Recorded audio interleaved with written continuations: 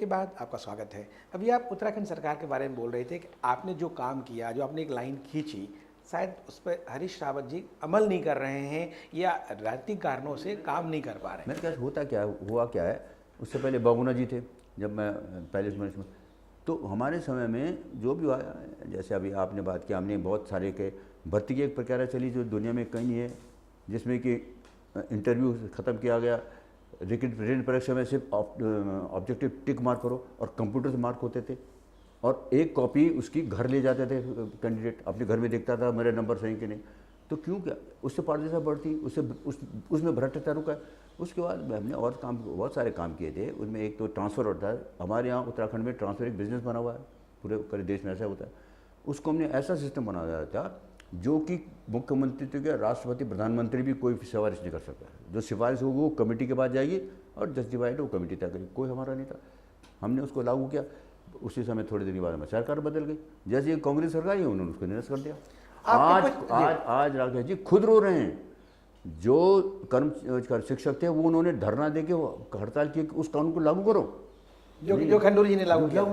किसी को शिकायत नहीं थी, किसी को जो जिनके ऊपर लागू होना वो शिकायत नहीं थी। 5-7-10% फायदा उठा रहे हैं, बाकी तो भ्रष्टाचार चल रहा है, घबला चल रहा है। शिक्षा मंत्री में और मुख्यमंत्री में झगड़ा चल रहा है। शिक्षा मंत्री कोई पोस्टिंग करते हैं, मुख्यमंत्री को मयूख करके और सैल रानी रावत, उन्होंने भी कुछ नहीं, मैं बात कर रहा हूँ। तो ये जो मैं कह रहा हूँ कि उत्तराखंड की आप बात कही, उत्तराखंड में दुर्भाग्य से जो वातावरण बना था, कठिन निर्णय हमने ले लिए थे। इनको सिर्फ कठिन निर्णयों को आगे करना था और हमको गाली देनी थी कि इन्होंने कठिन निर्णय लिया, हम क्या करें। नहीं किया, सबको बदल दिया। हमने अपना सेवा का अधिकार का कानून बनाया था, उसको लीगलाइज किया था। हमारे समय में 4 महीने के अंदर रिस्पॉन्स थी 92, 93, 95%, जिसका रिकॉर्ड उनके पास है। इन्होंने आगे खत्म कर दिया। अब रिकॉर्ड कुछ है नहीं। वो जो फाइल खिसकाने के लिए सुविधा शुल्क होता है वो फिर चल गया। तो मैं इसलिए कहता हूँ कि उत्तराखंड बड़ा दुर्भाग्य है। हमारे प्रदेश बना था, बड़ी आशा से बना था, उसका किसी से ठीक शुरुआत ठीक नहीं हुई। 14 साल में 7 मुख्यमंत्री नहीं, हाँ वही ना, वो भी एक कारण है, वो राजनीतिक कारण, 2 कारण है। अब राजनीति का बात है तो मैं कहता हूँ उसमें हमारा भी दोष है। और दोष क्या है, एक तो पूरा देश में है कि छोटी विधायिका जब होती है वो समस्या हो रही, 2 आदमी इधर से उधर चले गए, चाहे गोवा तो वो तो अटल जी का धन्यवाद है कि उन्होंने पार्टी छोड़ने के लिए 2 तिहाई किया। मैं उस समय यहाँ केंद्रीय मंत्री था, 1 तिहाई होता था। 1 तिहाई में तो सरकारें रोज बदलती, 2 तिहाई की वजह से कुछ कमी पड़ी है। लेकिन हमारे यहाँ अभी राष्ट्रीय पार्टी की मुख्यमंत्री बदलती है तो उसको कुछ नहीं करते। उत्तराखंड का दुर्भाग्य है, छोटी विधायिका और मुख्यमंत्री बार बार बदलना। इसके कारण विकास प्रभावित हुआ, विकास प्रभावित हुआ, वातावरण खराब हुआ है और राजनीति खराब हुई है। मतलब आपको लगता है कि अभी भी बहुत कुछ किया जा सकता है? ऐसा ना करने के लिए देखिए, एक चीज़ होती है, कोई एक चीज़ आपको मिली है, उसको खराब स्थिति में, जैसे मोदी जी को बहुत खराब स्थिति में मिला, अगर जैसे ठीक करेंगे 3-4 साल बाद में ठीक करेंगे और उसके बाद कोई दूसरा आगे खराब करने के लिए फिर क्या करोगे आप? तो इसलिए उत्तराखंड का दुर्भाग्य, उन्होंने तो अभी बोला, उत्तराखंड का दुर्भाग्य रहा कि शुरू खराब हुई, उसके बाद कुछ ठीक हुई, फिर कोई खराब वाले के हाथ में पड़ गई। अभी 5 सितंबर को तो बोला, किसी ने, बच्चे ने सवाल पूछा था प्रधानमंत्री मोदी जी से कि मैं प्रधानमंत्री बन सकता हूं कि नहीं बन सकता हूं, तो बोले कि 2024 तक तो मैं ही हूं, आगे की सोचो। नहीं बोला ना, आपका इंटरप्रिटेशन है। नहीं, वो सीधा रिकॉर्डिंग। नहीं, मैंने भी सुना है ना कि आप 2024 की तैयारी कीजिए।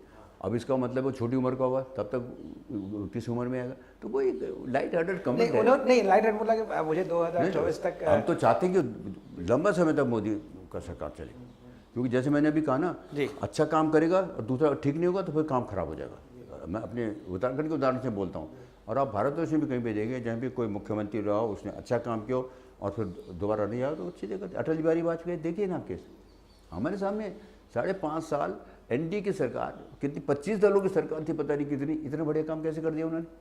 उनके बाद सरकार आई, तो मुझे लगता है आप काफ़ी आशान्वित हैं मोदी सरकार से। मैं बहुत आशान्वित हूँ। उनकी जो कार्यशैली है, उनकी जो पृष्ठभूमि है, उनके जो विचार हैं, उनके जो स्पष्ट करने की आदत है, उनको जो काम करने की खुद की क्षमता है और लोगों से काम करने की क्षमता है, जिसमें कोई हेरा फेरी नहीं है। कोई ऐसा नहीं, हमारे गढ़वाली में शब्द मुख में ले जाओ कि मैं जस्ट आपके फेस में आपकी बात कर सकूँगा, अच्छा ठीक है, वो नहीं है। गलत होना गलत बोलना, उसको तुमने काम ठीक नहीं किया करो। तो मैं तो मुझे व्यक्तिगत रूप से बहुत उम्मीद है मुझे।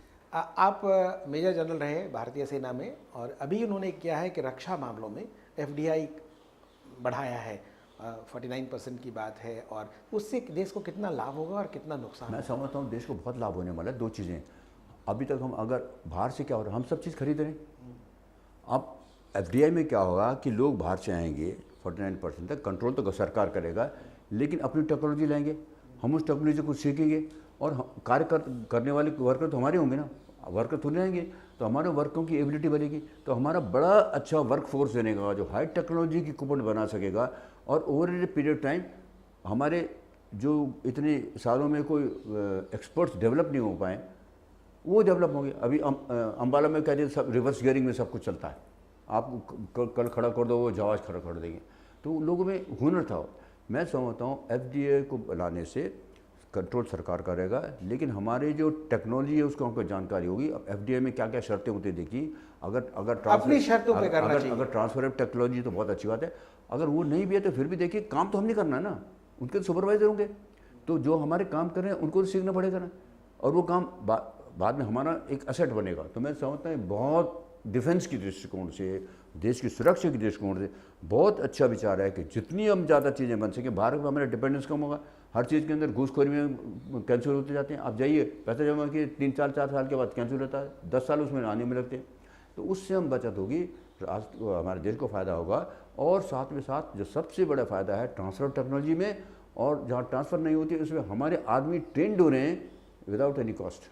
क्या बात, आपने योजना आयोग को मोदी जी ने समाप्त करने की बात कही, एक थिंक टैंक बनाने की बात है, इससे क्या देश की व्यवस्था में कोई ऐसी गड़बड़ी आएगी? जो शुरू से चला रहा है पंचवर्षीय योजना की बात है, योजना की बात है, और तमाम तरह जो मुद्दे हैं उसको कैसे? देखिए राकेश जी, ऐसा मैं इसमें बहुत ज़्यादा मुझे नॉलेजेबल नहीं हूँ, ज्ञानवाद नहीं हूँ, लेकिन मैं समझता हूँ कि इतने सालों शुरू हो गई योजना आयोग से, क्या हमारा कोई डेवलपमेंट का कोई फ़ायदा हुआ है क्या? ये रूपरेखा तो तैयार होती थी विकास की, उसमें सभी एक्सपर्ट होते थे, हर वर्ग के लोग होते थे। नहीं होते और थे जी, उनका आदमी योग्य थे, आउटपुट क्या था? नहीं, आउटपुट तो विकास की योजनाएं रूपरेखा बनी और उसके नहीं, उस पर देश ऐसा- अमल करता था, उसमें राज्यों के विकास की बात थी, देश के मुझे विकास नहीं की मालूम, बात। ऐसा है ना। अब भविष्य में क्या अल्टरनेटिव बचेगा, लेकिन वर्तमान में मैं भी मुख्यमंत्री रहा हूँ कि जिस प्रकार से सिस्टम चलता था, जिस प्रकार चलता, उसमें कई कमियाँ थी। हो सकता है नए सिस्टम में ठीक हो, तो हमको देखना पड़ेगा। लेकिन जो योजना आयोग का सिस्टम वाइड था अपने आप जो उनका होता है, उसमें कोई खास फायदा होता नहीं था। हम प्रदेश से आए, यहाँ उन्होंने कुछ किया, इतना पैसा उसको दे दो, इतना पैसा को दे दो, पैसा कुछ फाइनेंस फ्री देता था, वो देता था, कोई अलग अलग थी जो सेंट्रल एडेड स्कीम थी, पैसा आता ही नहीं था, कागजों पे चलती थी। अलग शर्त। तो आइडिया में भी अच्छा होगा, लेकिन इम्प्लीमेंटेशन में और में उसका कमी थी, उसको ठीक करने की कोशिश की गई है। अनुभव बताएगा कौन सा ठीक है। आपने भारतीय सेना में काम किया, भारतीय राजनीति को दोनों को नज़दीक से देखा, समाज सेवा देखा, मुख्यमंत्री भी रहे। आपको लगता है कि आपको संतुष्टि है कि आपने भारतीय सेना में रह के देश के लिए काम किया, भारतीय राजनीति में रहकर आपने एक ट्रांसपेरेंसी को बढ़ावा देने की बात की, इथिक्स को बढ़ावा देने की, तो एक संतुष्टि के वो क्षण है जो लगता है कि मैंने ये किया और ये नहीं कर पाया, ये मैं करूँ, ऐसी कोई बात? अगर जी, मैं तो समझता हूँ मैं बहुत सौभाग्यशाली हूँ। मैं फ़ौज में रहा तो ठीक ही है, अच्छा काम किया, जो लड़ाई भी देखी, ये भी देखी, फ़ौज को काफ़ी अच्छे स्तर से मुझे रिटायर हुआ। जब मैं राजनीति में आया तो राजनीति वातावरण तो सब जानते हैं, लेकिन मैं व्यक्तिगत रूप से बहुत सौभाग्यशाली रहा हूँ कि मैंने जो भी कोशिश की है। मैं पहले टर्म में कांग्रेस की सरकार थी, नरसिम्हा राव जी प्रधानमंत्री थे और राजेश पायलट वगैरह ऐसे थे जो पेट्रोलियम मंत्री थे, कुछ आपके, मैंने जो भी बात उनसे अपने क्षेत्र की कही उन्होंने मुझे दी। तो पहले टर्म में मुझे बहुत सारे काम करने का, तो मुझे तो कभी उन्होंने कहा कि बीजेपी का मत करो, तो इसलिए मुझे वो भी अच्छा अनुभव रहा। कोई रिग्रेट्स नहीं है? नहीं, अच्छा है। तो जैसे जैसे वो जो कार्यशैली थे वो अब के नेताओं में देखता नहीं हूँ। अभी जो होता है पहले वो देखते हैं कि हाँ अच्छा बीजेपी का है, ये किसका है, तो वो ठीक नहीं है। मैं जब मंत्री रहा तो आप पूछिए विपक्ष वालों से, उनके काम में अगर काम होना है तो कभी पार्टीबाजी नहीं लाए। हमारे देश में दुर्भाग्य राजनीति में क्या हो गया है कि पार्टीबाजी हावी है, विकास पीछे रह जाता है। तो मुझे व्यक्तिगत रूप से मैं ये कहता हूँ आप कह रहे हैं विकास ज़्यादा होना चाहिए पार्टीगत भावनाओं से, विकास के मामले में। और मैं तो कहता हूँ, आपने जो सवाल किया, मैं लोगों को कहता हूँ, किसी उसने ये कह दिया, मैंने कहा कांग्रेस वाला सड़क बनवा रहा है तो उसमें लिखिएगा कांग्रेस जाएगा, बीजेपी नहीं जाएगी क्या? मैंने अगर ये पुल बनाए हैं हरिद्वार से और नजीबाद के बीच में, 7-8 पुल बने 3 साल में, कैसे बन गए लोग, तो मैंने कहा ये तो नहीं लिखा था कि सिर्फ बीजेपी वाले जाएंगे, सब जा रहे हैं। तो विकास का काम फायदा सबको होता है। ये हमारी बहुत खराब मानसिकता बन गई है कि पहले देखो किस पार्टी का आदमी है, इस गांव में हमारे आदमी वोटर ज़्यादा नहीं है तो उनको मत दो, ऐसा ठीक नहीं है, इस भावना से काम नहीं होना चाहिए। नहीं होना चाहिए। और मैंने ऐसे दृष्टिकोण से कभी काम नहीं किया। खंडूरी साहब, आप हमारे देश की बात कार्यक्रम में आए, अपने विचार व्यक्त किए देश के बारे में, सेना के बारे में, राजनीति के बारे में, इसके लिए आपका बहुत बहुत शुक्रिया, धन्यवाद। राकेश जी, आपका और आपके चैनल का भी और आपके जो हमारे साथी हैं उनको बहुत आभारी हूँ। आपने बहुत सवाल पूछे हैं जिनमें मैं शायद कुछ ज़्यादा ज़रूरत से ज़्यादा ही बोल गया हूँ, लेकिन मुझे कोई उसमें वो नहीं है। अपने तरीके से आपने आज तक कोशिश ये की है कि सवालों का जवाब इस प्रकार दिया जाए कि जो मैं वास्तव में समझता हूँ।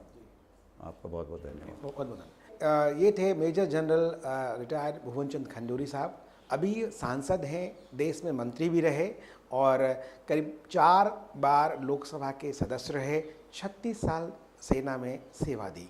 इनका मानना है कि विकास के मामले में किसी भी दलगत भावनाओं की बात नहीं होना चाहिए। विकास की बातें दलगत भावनाओं से ऊपर उठ के की जानी चाहिए। एक मुख्यमंत्री होने के नाते भी इन्होंने, एक सांसद होने के नाते देश के लिए कई ऐसे काम किए जिसका इनको फ़क्र है। इस बार मेजर जनरल भुवन चंद खंडूरी साहब, अगली बार आपको हम नई शख्सियत से रूबरू कराएंगे। तब तक के लिए नमस्कार, धन्यवाद।